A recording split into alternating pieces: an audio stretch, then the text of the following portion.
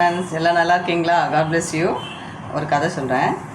ஒரு கணவன் மனைவி, அவங்களுக்கு ஒரு குழந்தை, அடிக்கடிக்கு சண்டை வருது.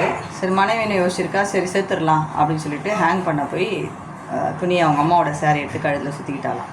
ஃபேனில் போட்டு ஒரு ரூமில் கதவை சாத்திட்டு குதிக்க சாகிறதுக்கும் பயமாக இருக்கான்.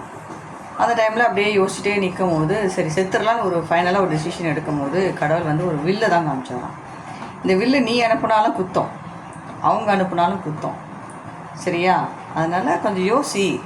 நீ எவ்வளோ தூரத்துக்கு உன் மேலே வில்ல அனுப்புகிறாங்களோ அவ்வளோ வேகத்துக்கு நீ போகிற, அதுக்கு எதுக்கு நீ சாகணும், வாழ்ந்து காட்டு அப்படின்னு சொன்னதுனால அவன் என்ன பண்ணாலாம், உடனே அந்த அந்த தற்கொலை முயற்சிலேருந்து வெளியே வந்துட்டான். அதுக்கப்புறம் படித்து கொஞ்ச நாள் கழிச்சு அவளுக்கு பிடிச்ச வேலையில் வேலை செஞ்சு இன்றைக்கி நல்லா இருக்காங்க.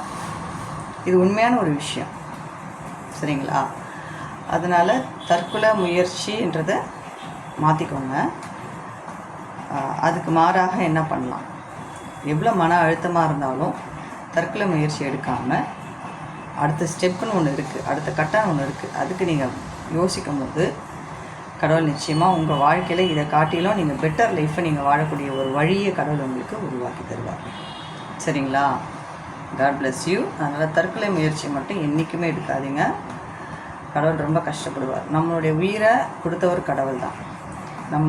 நம்மளுடைய நேரம் வரும்போது நம்ம தானாக போவோம். அதுவரை நம்ம உயிரை நம்ம எடுத்துட்டு நம்ம போய் எங்கே போகக்கூடாது, அக்கினியில் நெருப்பில் போய் நம்ம வேகக்கூடாது. ஏன்னா இங்கே வாழுற வாழ்க்கை 50, 60, 80 அவ்வளோதான். கடவுளோட வாழக்கூடிய வாழ்க்கை நித்திய காலமாக கடவுளோடய வாழ போகிறோம்.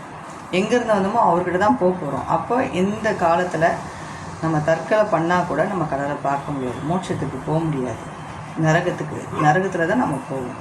அதனால் அந்த தயவுசெய்து அந்த முடிவை நீங்கள் எடுக்காதீங்க, சரிங்களா? Okay, God bless you.